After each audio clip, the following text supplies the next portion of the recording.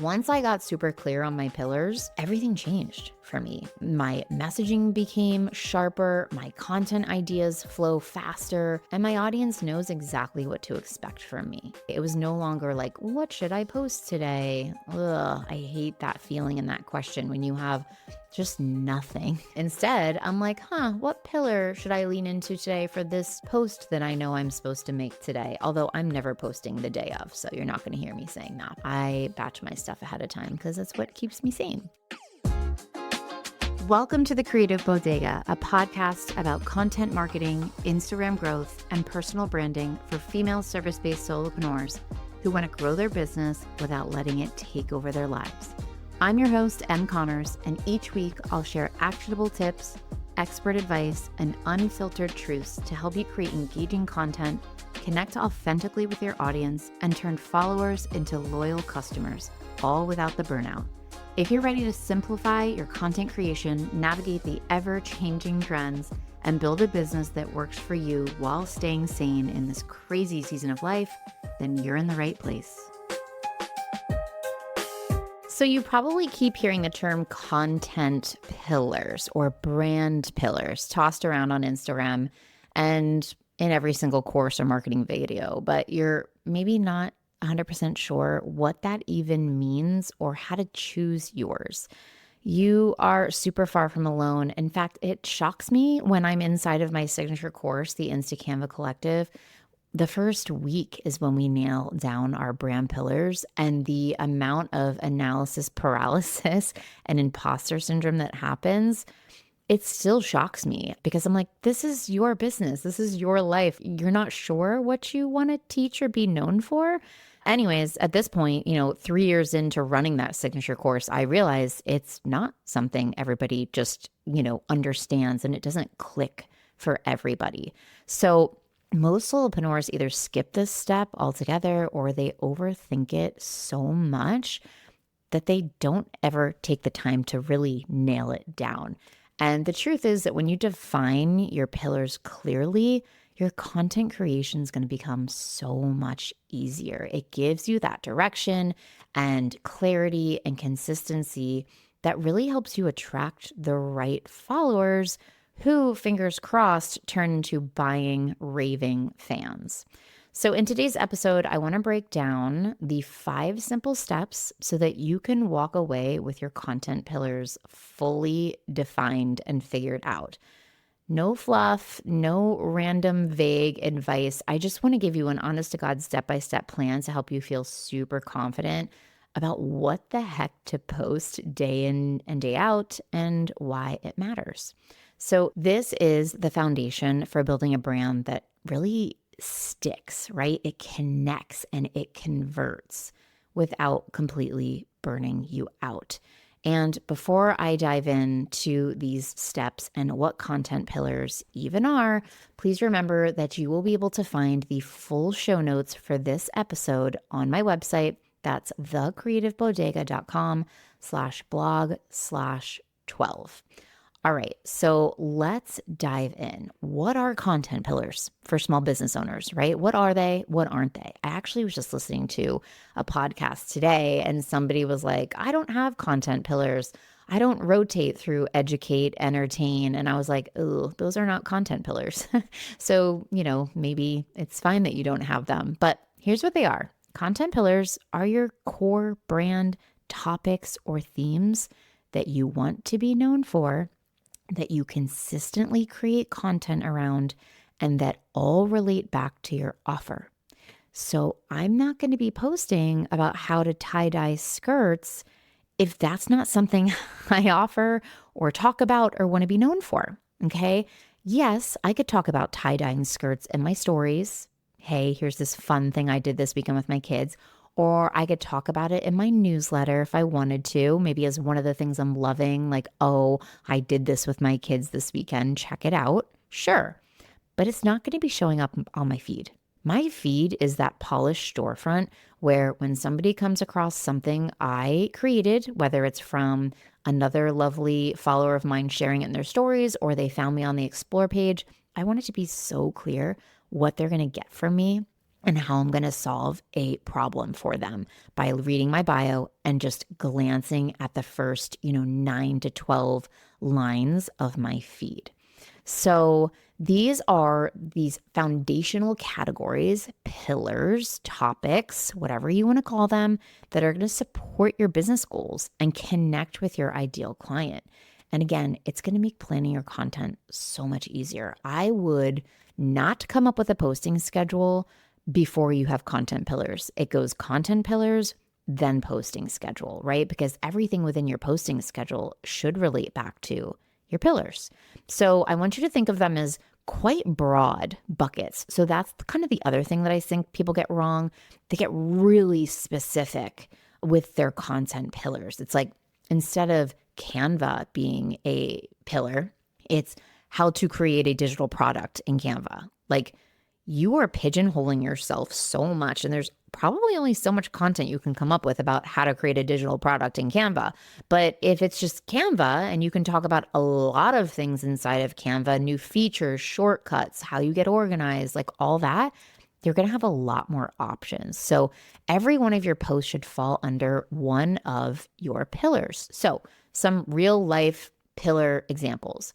So for me, maybe Instagram strategy, Canva tips, visual branding, brand messaging, email marketing, confidence on camera, systems and workflows, mindset and burnouts, behind the scenes of building a six-figure business. So these are just examples of ones that I could use, right? Again, topics around where I want to build trust, where I want to serve my audience, and how I want to sell my offers. Content pillars are not the goal or the format of your post. So many creators confuse content goals with content pillars. So saying that your content pillars are educate, inspire, entertain, thought leadership, this is like saying your brand is to help people. Like it's too vague. It doesn't actually tell you what to post. And educate, inspire, and entertain are not content pillars. They're content intentions or content goals. And you can and should absolutely vary the type of content you're putting out as far as the goals are concerned. You should have some educate. You should have some inspire. You should have some entertain, right? But those are not the content pillars, right? They're actually like the topics or the goals for your audience to recognize and connect to. So that's what content pillars are and are not. Why do content pillars matter for growth? They're going to create consistency and they're going to make you super memorable in the eyes of your followers. They help you attract the right people, not just random ones. And this is why I say, like, for the love of all that's holy, like, do not copy a viral reel situation that has nothing to do with what you offer. Because the last thing you want to do is go viral for something that you don't offer or talk about or want to be known for. It's not good, okay? So save that stuff for your personal account, save it for doing in your stories, but don't put that on your feed, okay? It's just going to confuse people because if you are a dog training expert and you follow a real trend where you're talking about how overwhelmed you are as a mom or something, or mom guilt or whatever, people are going to think you're like a parent coach or something, and they're going to come to your feed and be super confused when they see a whole bunch of dog pictures, right? So content pillars matter because they're going to guide your content, your captions, your visuals, your freebies, and your offers. So it's truly like the first step, that foundational piece, which is why in my signature course, it is one of the very first things we do, because I can't move on until I know what your brand pillars are. Now, am I saying that you can never change them? Or once you tell me what your 3 to 5 are, like that's it forever? Absolutely not. Like mine evolve, mine have changed, mine have shifted, and that's okay. Like as entrepreneurs, I think we all have pretty large interests in a lot of different things. And I think it's natural for our pillars to evolve. And that's totally fine. But when your content's all over the place, your audience doesn't know what you do or why they should even stick around, right?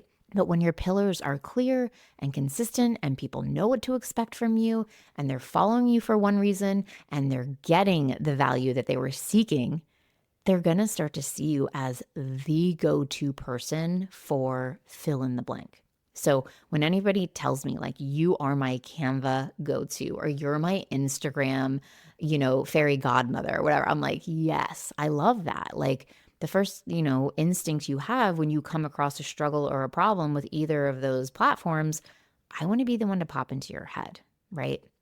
So common struggles, most people, most solopreneurs jump into content creation without gaining clarity around these brand pillars or their brand messaging. That's a whole other podcast episode.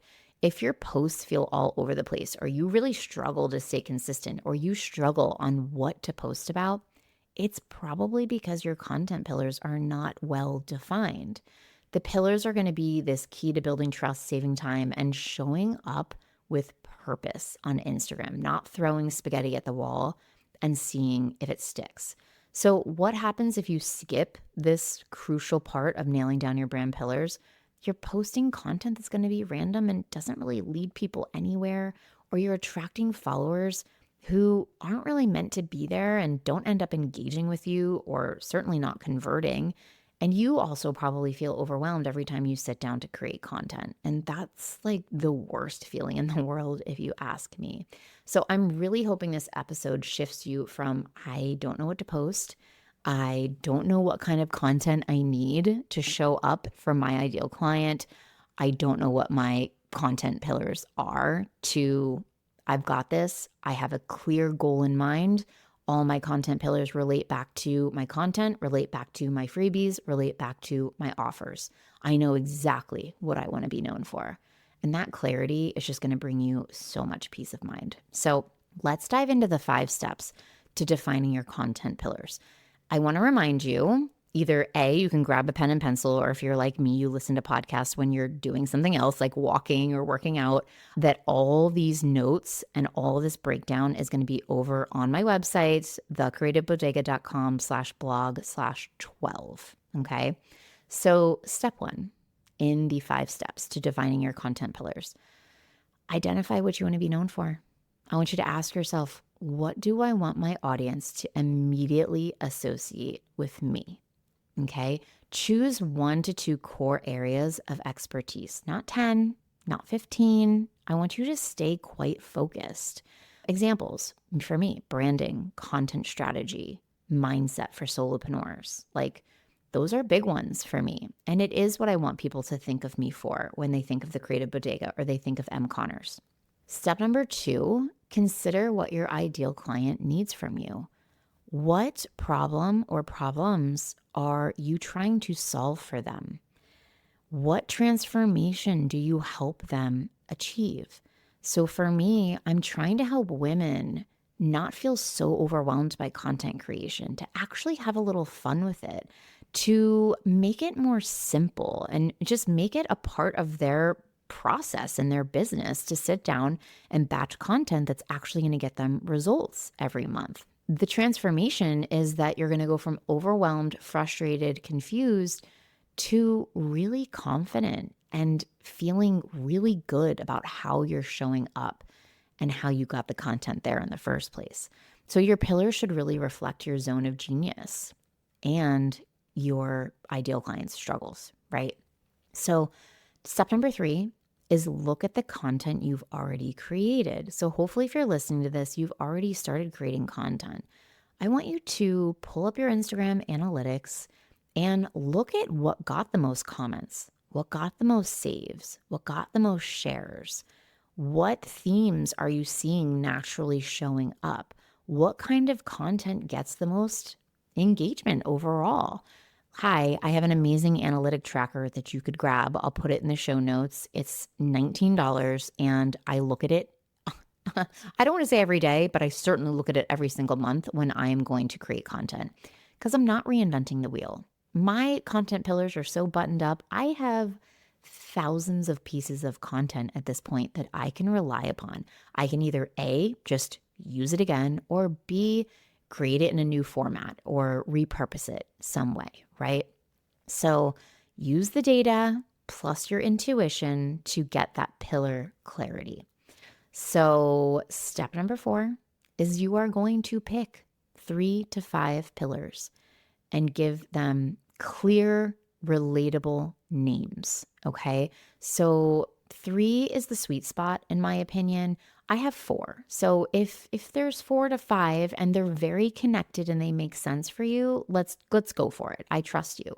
But make sure your audience really understands like what they are and what they mean. So don't call a pillar like biz vibes or something like that, right? Like clarity is going to win every time, clear over cute. I want you to define them super clearly, like Instagram growth, email marketing, Canva design tips, content mindset, like super clear terms. And heck, even if you want, you can throw a verb in front of them to make them even more clear or after them. So that's something I'll do sometimes to just make it a little more actionable. And step number 5 is just test them, tweak them, use them consistently, right? They're flexible. Like I said before, they can evolve just as you can evolve as a solopreneur. So use them as a filter. Always ask yourself, does this post fit into one of my content pillars? Again, I have a daily posting schedule, and that's something else we do in IXCC is once we have our brand pillars, we come up with a daily posting schedule. I am not the kind of person that likes to be pigeonholed into each day of the week I talk about one of my pillars. That's a little too specific for me, and I feel a little boxed in. So I have some days that, yes, my only thing I'm doing is talking about one content pillar, like Monday, my Canva how-to reel. I always want to talk about Canva on Mondays. I love Canva, and I love sharing the how-to videos. But on Tuesday, I do a carousel post, and it can be related to Canva, but it could also be related to mindset, or it could be related to content creation in general, or systems and workflows, right? So I like to batch my content by my daily post type. So if I'm doing Canva how-to reels on Mondays, I like to sit down and batch 4 to 5 of those in a row, completely create them and schedule them. Then I move on to Tuesday, which is a carousel. I'm going to hop into Canva. I have my reusable templates right there pinned at the top of my folders. And I like to create based on my pillars and kind of rotate through those few that I just mentioned for that carousel. On Wednesday, it's more of a personal post or thought leadership or mindset. And I'll explain a little bit more about that when we talk about some pillared posts. But I like to really stick with my content pillars. I would recommend that you stick with your content pillars for at least 60 to 90 days before you reassess. I think you really need to give it a solid amount of time before you go tweaking things or thinking that it's not working, right? I also want to say that there are certain types of posts and certain pillars I post about that are going to get a lot more traction than others, and that's perfectly fine. Not every post of mine is meant to blow out of the water. Each one is doing its job behind the scenes, and you really have to take it with a grain of salt how it performs for the most part. It depends on so many factors. So I just don't want you throwing pillars to the wayside because you tried to post about it for 3 weeks and you didn't get the results that you were looking for, right? Don't do that. So just to recap, the 5 steps to defining your content pillars: really identify what you want to be known for. Consider what your ideal client needs from you is number 2. Step number 3, look at the content you've already created and figure out what themes are naturally showing up. Step number 4, pick 3 to 5 pillars and give them very clear, relatable names. And step number 5 is test, tweak, and use them consistently before abandoning them. Okay. So I did want to put a little portion, dedicate some time on this podcast to talking about personal pillars. So inside IXCC, I tell all my students, I'm like, yes, I want you to have 3 to 5 business related pillars, but then I just want you to have one personal pillar bucket where you just list things that make you you, that make you different from Sally next door, who is also posting about Instagram consistently or Canva consistently, right? What sets me and Sally apart? It's not going to be our content. It's going to be our personalities and what we bring to the table and how we teach it and how we approach it and the frameworks we develop around it, right? So Before we wrap up this pillar convo, I just want to say this clearly. Storytelling and personal connection should be a pillar for everyone.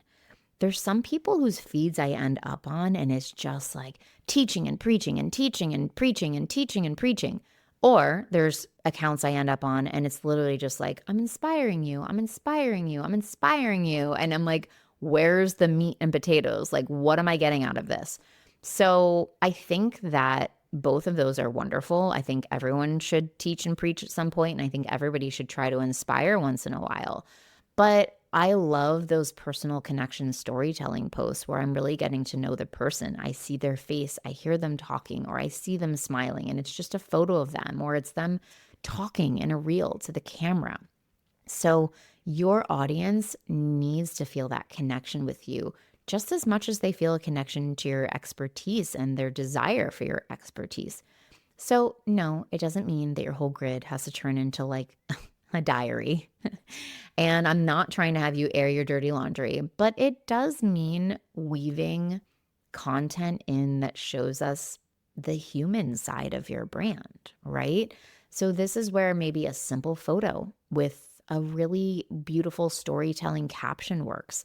And you're like, here's how I got here. Here's why this is important to me. Here was my experience or transformation with this, right? Or it's a talking head reel where you're sharing something about your life to just build that connection. You had a tough morning. Your kids said this. Here's what it made you realize. And I do think in the feed, it's important to kind of weave it back to business or just you as a business owner. But that's where your stories in your newsletter can become a really powerful tool for building loyalty and trust when it comes to sort of like the more day-to-day ins and outs of your life, right? So that's where in my stories in my newsletter, I'll say things like, here's what I meal prepped for lunch today and like why I'm obsessed with it. Here's the recipe, grab the link. You have to try it, right? I'm not a nutrition coach.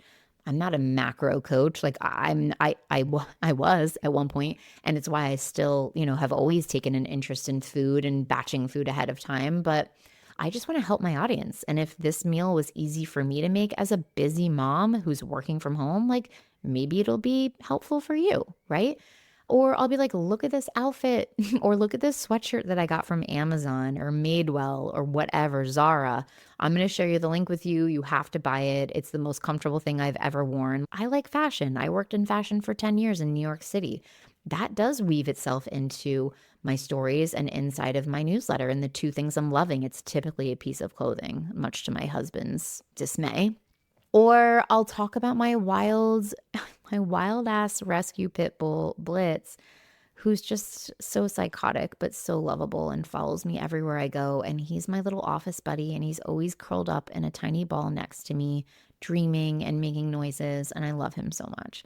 And I'll talk about him. And then people will be like, oh my God, I have a rescue pit bull, or I used to, and they used to do this. And then people will be like, oh my God, I got that sweatshirt too. And what color did you get? It's my favorite. Or they'll be like, I made that recipe you shared last week. Again, these are not my content pillars for my business, but they're what make me me, right? I'll talk about the latest romantasy books I'm reading. Like, I'm a huge romance fantasy book reader. I read all the series. I love them so much.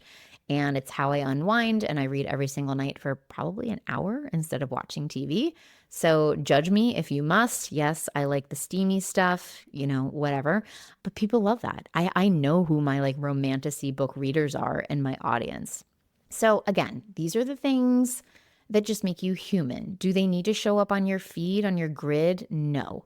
Can they show up in your stories or inside your newsletter? Absolutely yes. Or heck, even on your podcast, right? So it just reminds your audience that you're a human being, a real person, and there's a real life behind this feed and grid, right? It's the connection stuff. And I love connecting with my audience on random things. And it doesn't make them unfollow me if I'm talking about a recipe, or I'm talking about a sweatshirt, or I'm talking about a steamy romance book. People don't unfollow me because I'm talking about that stuff. They'll just skip past it, right? If it's not for them, they know why they're there. They know the value I'm bringing every week in my grid. They don't, they're not going to unfollow you because they don't like that one thing you shared that makes you a human, right? So whether you're sprinkling it into your captions or you're showing it inside your stories or inside your weekly email newsletter, that personal storytelling is really a non-negotiable pillar that's going to help you build brand loyalty and trust, okay? And no one's buying jack you know what from you if you don't have that brand loyalty and trust. I hate to break it to you. Once I got super clear on my pillars, everything changed for me. My messaging became sharper, my content ideas flow faster, and my audience knows exactly what to expect from me, okay? It was no longer like, what should I post today? Ugh, I hate that feeling and that question when you have just nothing. Instead, I'm like, what pillar should I lean into today for this post that I know I'm supposed to make today? Although I'm never posting the day of, so you're not going to hear me saying that, but I batch my stuff ahead of time because that's what keeps me sane. So some closing thoughts. Here's your homework. I want you to sit down and write out your 3 to 5 content pillars using the steps inside this episode. I want you to write down just like a brain dump of personal things that make you you. Do you walk in your neighborhood? Do you have a crazy rescue pit bull? Do you have kids who are elementary school age practicing on their recorder and making you want to tear your hair out? That's me right now with my 3rd grader. Talk about them. Post them on a sticky note near your desk or inside your content calendar and really, let them out. Let your audience know more about you behind the content creator, right? And then as far as your content pillars that are related to your business, let them guide your posts, your emails, your podcasts, your pins on Pinterest. Let them guide that from here on out. Bonus tip, go back through your last 15 posts, assign each one to the pillar or a pillar, and this will help you spot the gaps and the patterns and also help you realize what you think you want to be known for and you're not posting about at all. That's probably one of my faults, if I have to be super honest. So DM me on Instagram at the Creative Bodega and tell me what your content pillars are. I love hearing what you land on. And if you need any more support, planning, batching, aligning your content with your brand, come join me inside the Content Coven, my beautiful, amazing community where I actually have a full-on robust curriculum just waiting for you to go through to help nail down that brand foundation that is so important. You don't have to figure this all out alone. I would be so honored to help guide you. All right, I'm Em. You know where to find me. I hope you have a wonderful day. Thanks so much for hanging out with me on the Creative Bodega podcast. If you love this episode, please be sure to share it with a fellow solopreneur who could use a little content creation inspiration. And hey, don't forget to check out the show notes for any resources I mentioned on the episode to help you create content that feels easy and actually gets you results. If you want even more Canva and content tips, head over to my website, thecreativebodega.com, or find me on Instagram under the same name. Until next time, keep creating, keep showing up, and most importantly, try and have a little fun with your content. I'll see you on the next episode.